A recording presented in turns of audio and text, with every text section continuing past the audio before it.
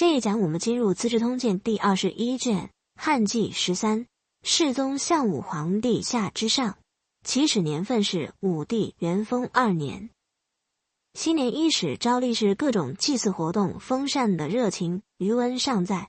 武帝被公孙卿一通忽悠，又一次浩浩荡荡东巡去了。时逢旱灾，皇帝这样兴师动众，显得太不体恤民情，但借口总是不难找的。既然干旱，那就去东来祭祀万里沙好了。所谓万里沙，大约是今天山东莱州湾沿岸的一片沙地。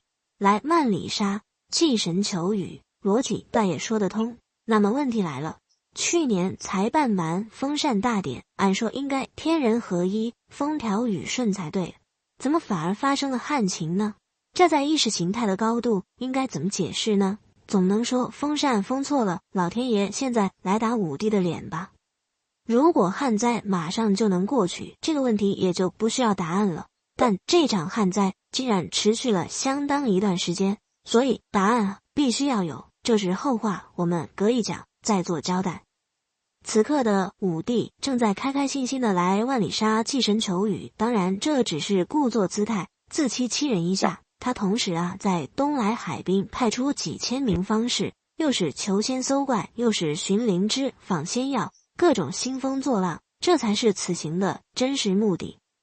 秦汉历史，秦始皇汉武帝为了求仙，在山东沿海搞出了各种阵仗，这一带刚好靠近朝鲜半岛，所以后来的朝鲜使臣出使中国王朝，残役入境就很容易发各种怀古之幽情，写诗拿秦皇汉武说事。明朝洪武年间出使中国的全晋途经登州蓬莱驿，写诗说：方士纷纷尽逞邪，汉皇何不见秦家？武陵翌日生秋草，万里空辞万里沙。这是批评汉武帝没有汲取秦始皇的前车之鉴，不远万里来海滨祭神有什么用呢？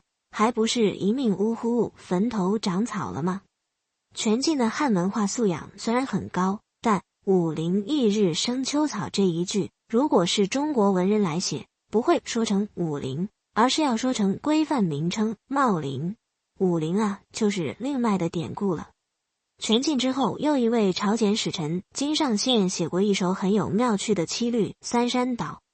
曾闻海上有三山，云气虚无不可攀。汉使乘茶何处觅？琴童采药几时还？玉函金锁丹书骨，诸葛琼楼白日闲。万里朝天今到此，前身知识列仙班。照例是拿秦始皇和汉武帝配对，感叹这两弹雄主当年如何煞费苦心派使者出海求仙，一切只是徒劳。最后幽默了一下，说没想到千载之后自己从海外远道而来朝拜宗主国，估计自己的前世就是秦皇汉武苦寻而不得的海上神仙吧。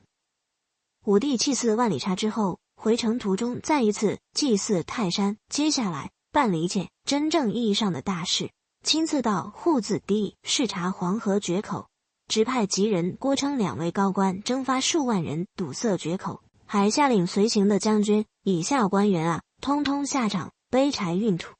在这些官员当中就有司马迁的身影，他是武帝东巡的随行人员之一，对这段历史的记录不是来自访谈，而是来自亲历。根据史记的记载，主管治水的2位官员当中，吉人是吉案的兄弟。当年吉案过世，武帝顾念旧情，将吉人提拔到了9卿级别，还任命吉案之子吉衍做了诸侯国相，就连吉案姑妈的儿子司马安也一直官运亨通。至于郭昌，他是行伍出身，曾经以校尉身份追随卫青北伐匈奴。遥想户子堤决口，那还是元光3年的事情，转眼已经23年过去了。先让我们做一下前情回顾。当年黄河改道在濮阳县户子堤决口，水患波及16个郡，武帝派吉案正当时征发10万人堵塞被冲垮的河堤，但随堵随垮，无可奈何。丞相田汾提出了关键性的意见，江河决口是天意，堵塞缺口就是逆天，咱们还是顺应天意的好。各种望气专家、术数专家也都赞同这个看法。汉武帝啊，也就听劝了，对水患是听之任之了。这一听之任之，竟然就听之任之了23年。这就是苏轼在诗里说的：“君不见，西汉元光元丰间，何绝户子20年。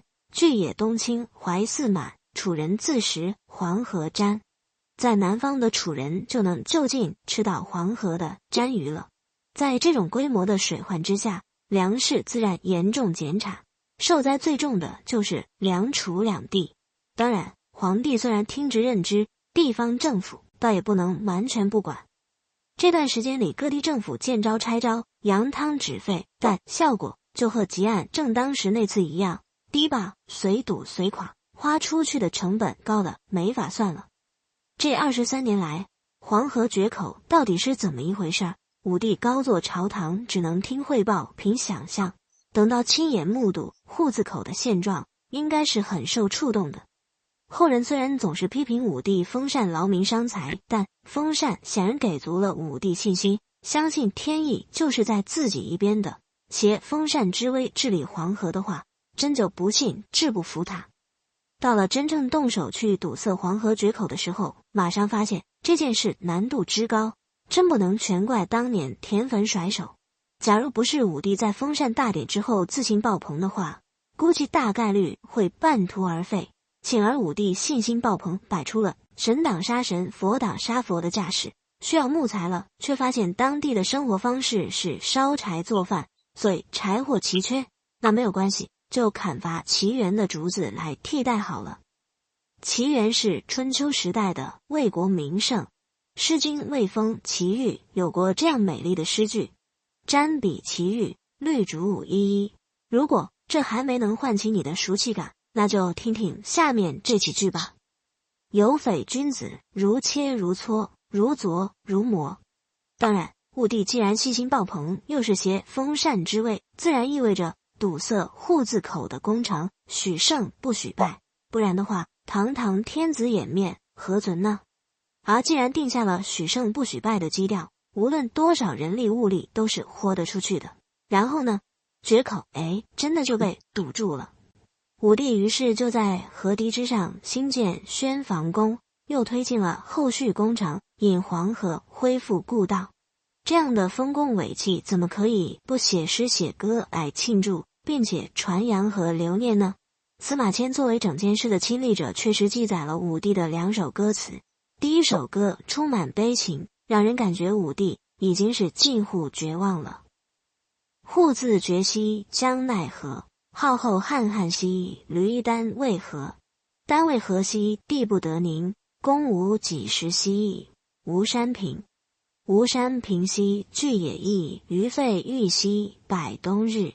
沿道驰兮离长流，蛟龙骋兮方远游。归咎川兮神在沛，不封禅兮安之外。为我为河伯兮何不仁，泛滥不止兮愁无人。聂桑服兮怀泗满，久不返兮水为缓。意思是说水灾太严重了，把居民区都淹了。朕如果不来封禅的话，还真不知道这一带的水灾有这么严重。河伯啊，河伯啊，你这个黄河河神不像话，特别不像话。第2首歌终于在结尾呈现出光明。河商商兮积潺湲，北渡巫兮峻流难。牵长交兮陈美玉，河伯许兮心不属。心不属兮为人醉，稍小调兮一乎何以御水。怼林竹兮见时哉，宣房色兮慢拂来。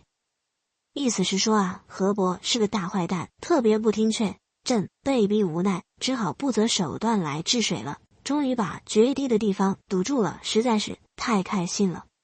这2首歌歌词被收进了古诗源，题目叫做《户子歌》。